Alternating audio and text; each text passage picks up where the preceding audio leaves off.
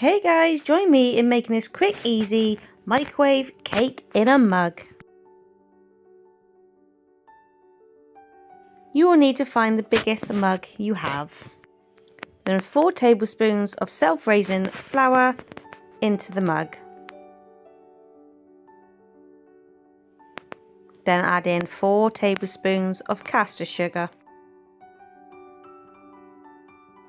2 tablespoons of cocoa powder. And mix all the dry ingredients together. Then pour in 1 egg. Mix this all together until your ingredients are wet.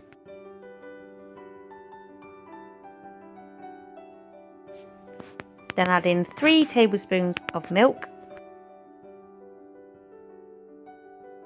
a couple of drops of oil, a couple of drops of vanilla essence, and give a really good stir together.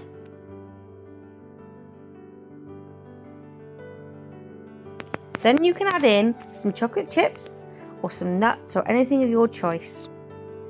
Then give another good stir.